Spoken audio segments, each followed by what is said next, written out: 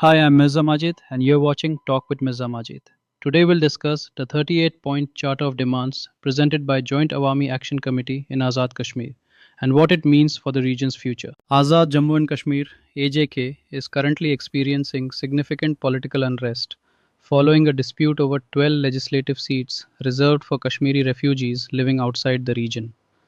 The government has banned the Joint Awami Action Committee, a prominent protest group, and arrested many of its supporters, leading to widespread demonstrations, strikes, and clashes with security forces in cities such as Muzaffarabad, Mirpur, and Rawalakot.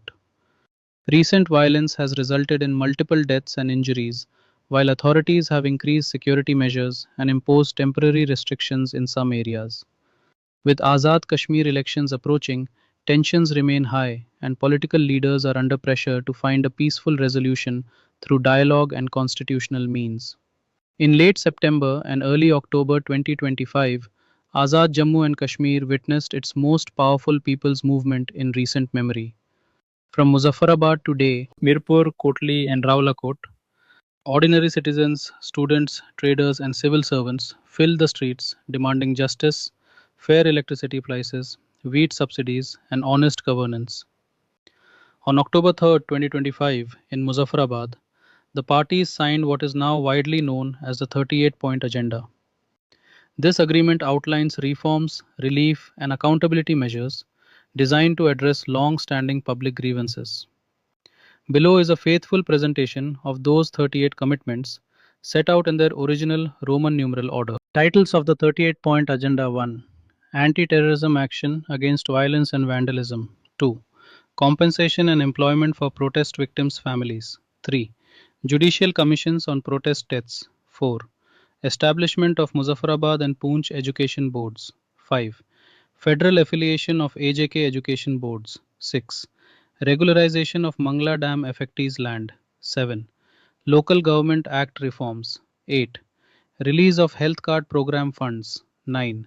Provision of MRI and CT scan facilities. 10. 10 billion rupees electricity infrastructure upgrade. 11. Implementation of Heidel royalty judgment. 12.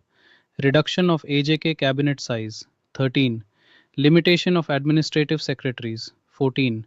Merger of civil defense with SDMA. 15. Creation of a unified accountability institution. 16. Alignment of Ehtisab laws with National Accountability Framework. 17. Neelam Valley Tunnel Feasibility Project. 18. Construction of Gulpur and Rahman bridges. 19. Dadyal Water Supply and Transmission Line Scheme 20. District-wide water supply feasibility studies 21. Upgrading Tehsil hospitals with operation theatres and nurseries 22. Property transfer tax rationalization 23. Reduction of advance tax rates 24. Open merit-based educational admissions 25. Judicial investigation of key protest FIRs 26. Mirpur International Airport Development Plan 27. Transport Policy and Vehicle Restriction Review 28. Priority Hydel and Water Development Projects 29. Property Rights for Mender Colony Refugees 30. Release of October Protest Detainees 31. Review of Outside Constituencies Representation 32. Harmonization of Accountability Structures 33. Priority Funding for Maternal and Surgical Healthcare 34. Enforcement of Cabinet and Administrative Rationalization 35. Formation of Monitoring and Implementation Committee 36. Expenditure Reduction and Governance Review Committee 37. Funding for Development and Health Expansion Projects 38. Oversight and Reporting of Agreement Implementation. These are the 38 points, and there is no words against Pakistan. If by the 38-point Charter of Demands of the Joint Action Committee you mean the agenda behind the recent protest, there is no explicit demand calling for separation from Pakistan or opposition to the existence of the Pakistani state. Most of the demands focus on governance reforms, lower electricity and wheat prices, free or improved public services, reducing privileges of political elites, infrastructure development, and changes to the AJK political system.